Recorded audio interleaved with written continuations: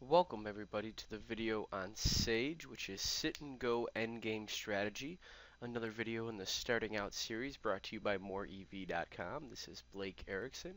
I'll be walking you guys through and introducing you to the S.A.G.E method for endgame heads-up strategy in Sit and Go's multi-table tournaments and heads-up Sit and Go's. What we're going to cover today is basically an introduction to S.A.G.E, when we should be using it, the common mistakes that people make when using it. I'll run through some examples, show you some charts, introduce you to how to make the calculations with the S.A.G.E method. S.A.G.E is basically a combination of calculations that we can use when we're playing short stacked heads-up poker. It'll provide us with an unexploitable pushing and calling range for endgame sit and goes, MCTs, heads up sit and goes, etc. S.A.G.E, unlike Nash, which we do have a video on Nash as well, is best used when you're at 10 big blinds and lower. Nash works up to 20 big blinds, so really it just comes down to personal preference on which one you prefer to use. What's easier for you to learn, a hand chart or a very simple numbers chart where you can make some calculations on the spot instead of having to memorize a hand chart.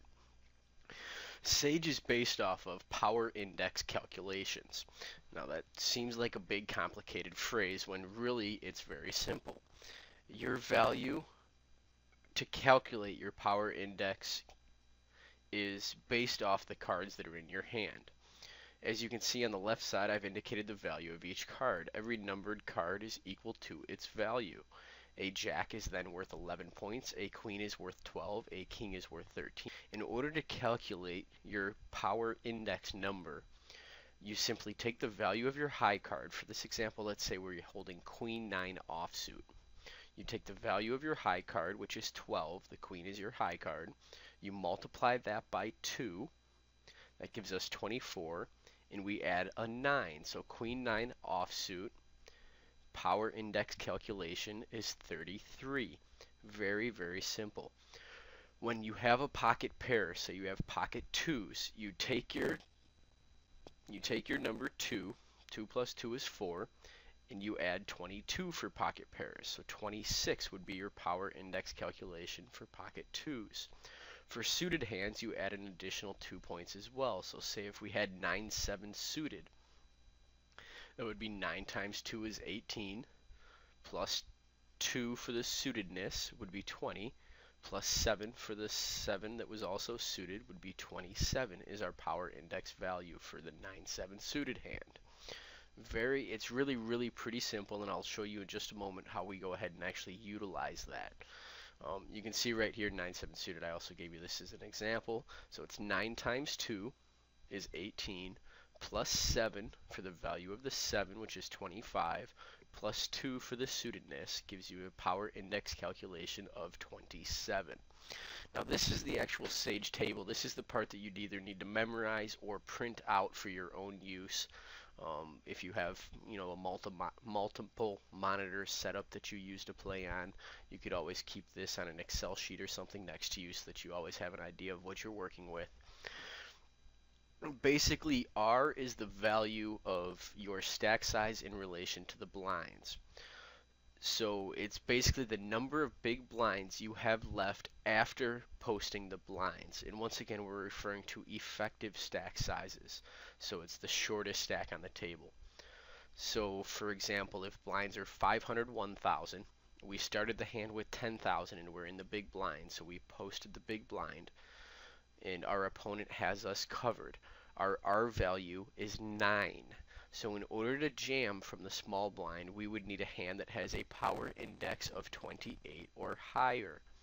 In order to call from the big blind in that same scenario, we would need a hand that has a power index of 32 or higher. Really pretty simple. This is definitely the table that you're going to want to learn. You're going to want to use it if you're going to be using S.A.G.E instead of Nash. This is definitely something that you will most likely need to memorize if you ever plan on mass tabling sit and goes. If you only play a few at a time, you could probably just keep it printed out in front of yourself. When should we be using S.A.G.E? Pretty simple, very similar to the Nash video we did as well. 10 big blinds effective or less. We should be using it when we're playing against a good player who we feel may exploit us if we are not playing an unexploitable strategy. We should also be using it against players whom we don't have an idea how to exploit them.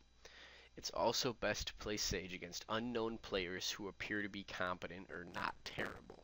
Against really, really bad players, we can widen up our ranges and shove wider, but basically if we feel we need to play an unexploitable strategy, we can use Sage as long as we are 10 big blinds effective or less. Common mistakes that people make when using Sage is that they think that it might be an optimal way to play. Sage itself is never optimal. Only time Sage is optimal play is when your opponent, whoever you're playing heads up against, your opponent heads up, is playing perfect Sage as well. That's the only time that it becomes optimal. It's unexploitable in that situation then, and you basically have no edge over your opponent. Other common mistakes that people make is calling Sage against an opponent that's shoving too tight. It will cost you money to do that. If you're calling as wide as Sage suggests against somebody that's only shoving, an ace-x hand or pocket pairs, then you're going to be throwing away money by calling with hands like 9-7 suited when Sage is telling you you should. Also, shoving Sage against an opponent that is calling too tight will cost you money. You can actually expand your range and shove even wider. Just remember to always adjust your opponents. Use Sage when you don't have any reads on your opponents or you know that they are using Sage. For our first example, we're going to go back to the 9-7 suited. We're holding 9-7 suited in the small blind. The blinds are 1,000 and 2,000. The big blind has 18,000 after posting, and we have 14,000 after posting. So our R value is 7. Your power index, calculated 9 times 2 is 18, plus 7 is 25, plus 2 for the suitedness is 27. According to the Sage table, we can jam with a 26 power index or higher. We have a 27, we should be jamming with our value of 7 in this situation. Our second example, we're holding Queen of Diamonds, Jack of Diamonds, and we're in the big blind. This time the blinds are 500 and 1,000. The small blind has 9,500 after posting, and we have 9,000 in the big blind.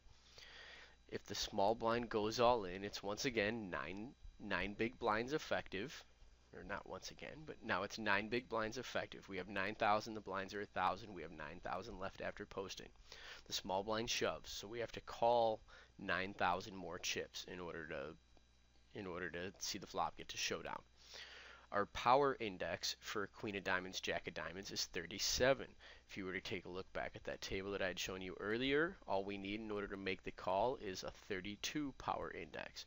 And once again, to calculate that power index for a Queen of Diamonds, Jack of Diamonds hand, that would be the value of the Queen, which is 12, times 2 is 24, plus the value of the Jack, which is 11.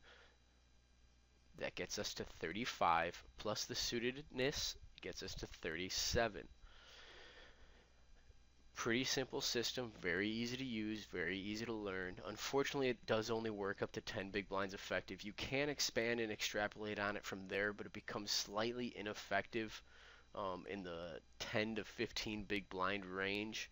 If you stick to standard Sage ranges, as it tends to drop out some of the suited connector hands that Nash would tell you that you should be shoving, which I feel are more accurate. Sage is definitely a good learning tool, though.